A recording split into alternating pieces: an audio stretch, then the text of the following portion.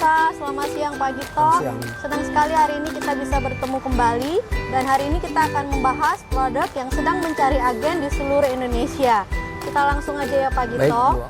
Pak, sebenarnya Cormen ini produk apa ya Pak? Semacam bahan bangunan atau apa? Oh, Cormen ini sebetulnya bahan campuran semen, Bu. Jadi dia sifatnya membantu supaya cepat kering, keras, padat, tidak rembes, tidak bocor, tidak jamuran, cepat kering, casingnya gampang dibuka dan sebagainya.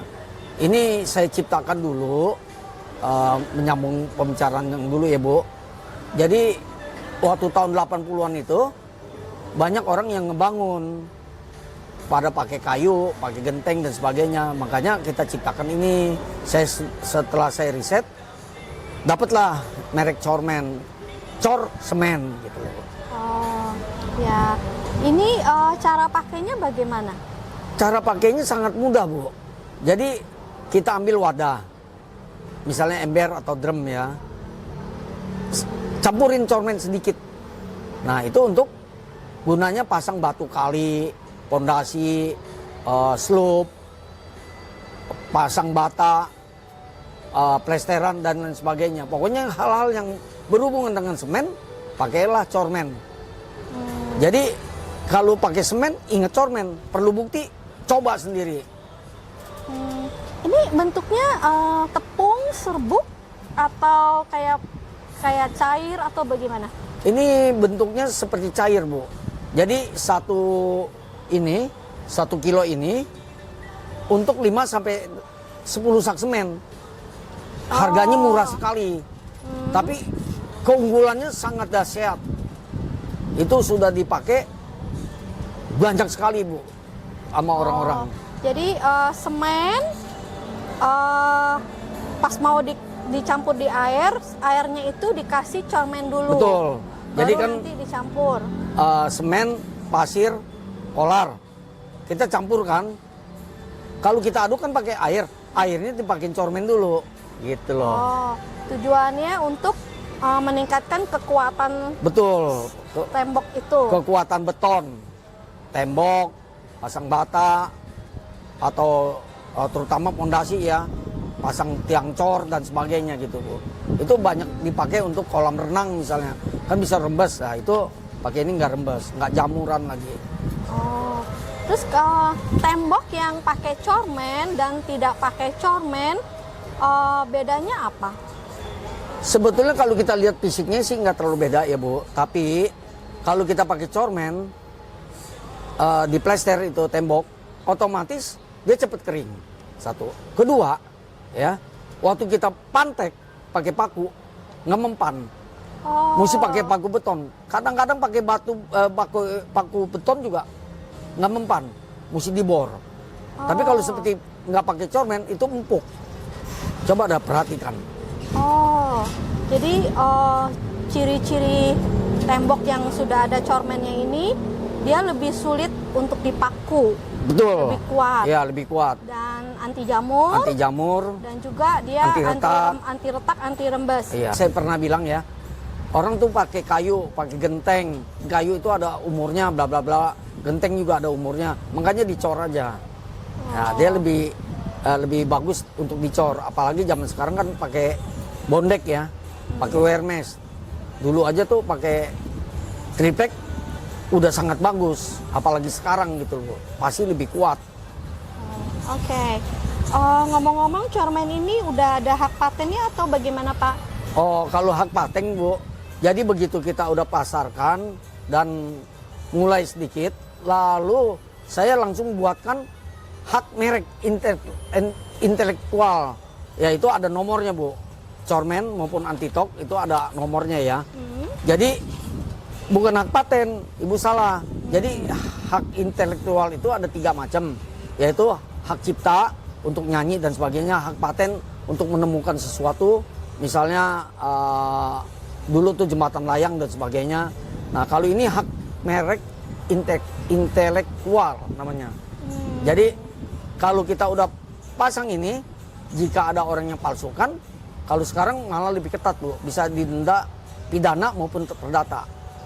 Gitu. Kalau tidak kan orang seenak-enaknya aja. Misalnya kita udah ciptakan cormen, tahu-tahu orang yang nikmatin karena dia modalnya besar, dia pakai aja merek kita, itu tidak boleh. Kalau ketahuan, mungkin bukan saya yang nuntut, negara yang akan tuntut. Karena kita udah terdaftar di hak milik intelektual itu.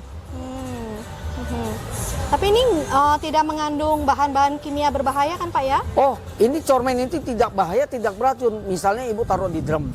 Di drum itu kebetulan dipakein air kan, belum dipakai. Aja tahu kan, jentik nyamuk tuh bisa hidup. Terus ada kambing dia minum airnya, nggak apa-apa. Ya kalau kita ya janganlah, karena kan namanya kimia ya kan. Tapi dia tidak berbau, tidak beracun, Bu. Tidak ada unsur B3-nya lah. Berbahaya, beracun, berbau dan tidak ada itu.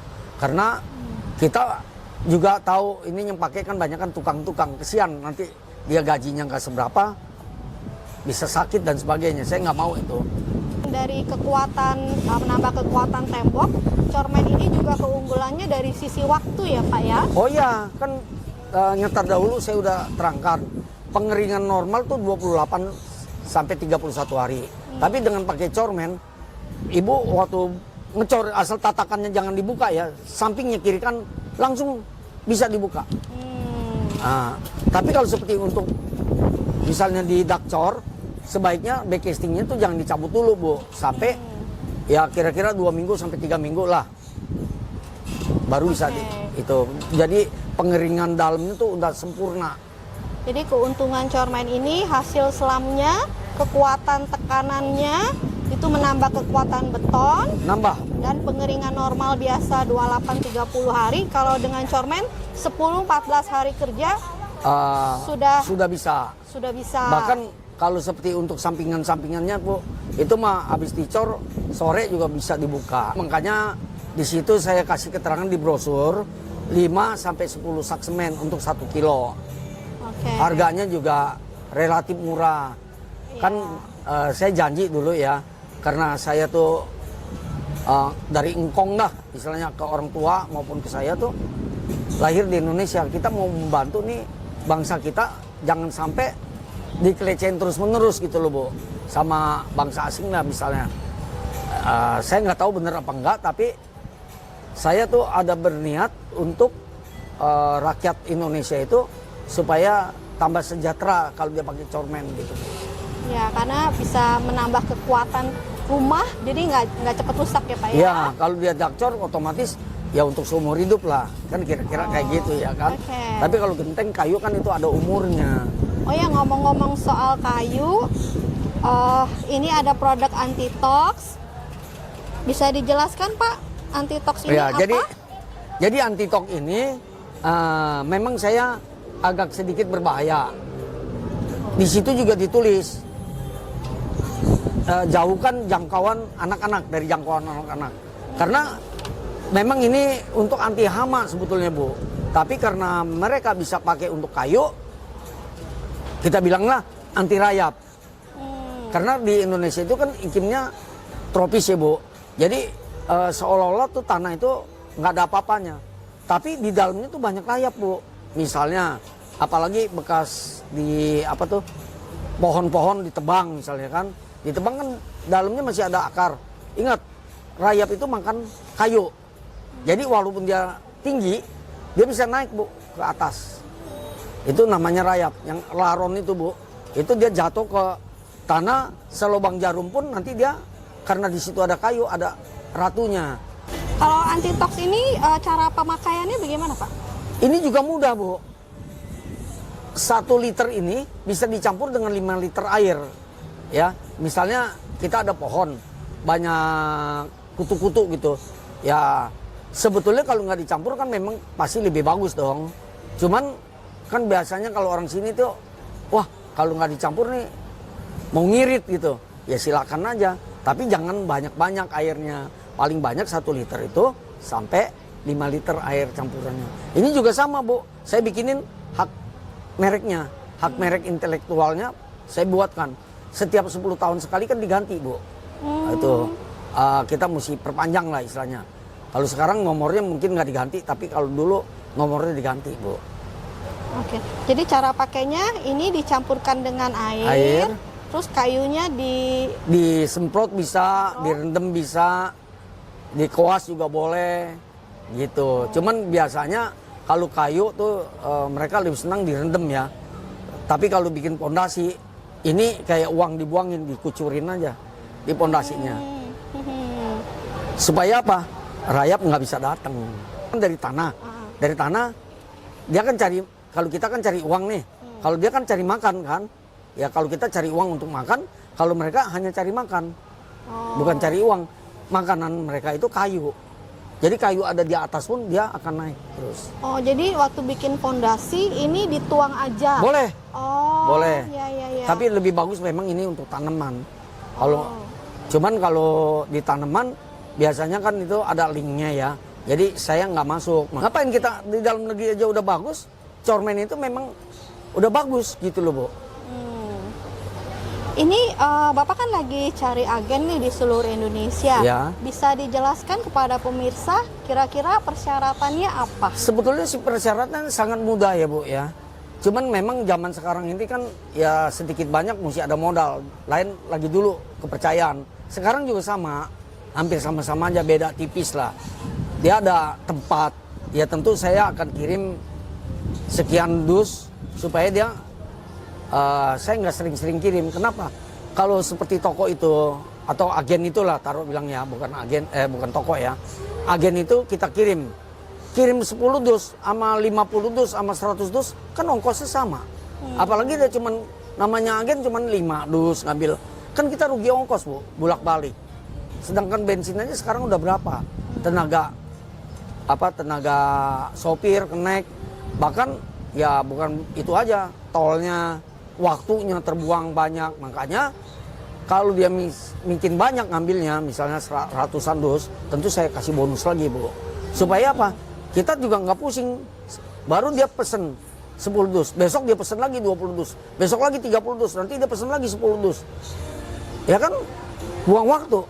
Tapi Bapak jualnya harga loko Jakarta? Ya, saya jualnya loko Jakarta. Ada agen kita yang di Batam, yang di taruh dah di Cianjur yang deket juga gitu, dia ngambil sendiri. Kalau dia Cirebon, Bandung, Palembang dan sebagainya, itu mereka pakai ekspedisi. Ekspedisi itu mereka yang tentukan, kita kirim pokoknya loko Jakarta gitu loh. Ngomong-ngomong ini barangnya Bapak kirim dari mana supaya pemirsa dapat bayangan dari mana? Saya kirimnya dari daerah Cimanggis Depok, Bu. Dari Cimanggis Depok. Jadi makanya kalau ke Jakarta ya maklumin lah, udah jalanannya macet, ongkos yang kita keluarkan 5 dus, 10 dus, 25 dus, 50 bahkan 100 dus sama aja kan. Makanya saya anjurkan kalau jadi agen ya ngambilnya banyak kan ya. Gitu loh. Pemirsa, tadi sudah kita dengarkan bersama syarat-syarat menjadi agen untuk menjual cormen dan antitox. Kita harus selesai sampai di sini karena keterbatasan waktu. Pak Gito. Terima kasih.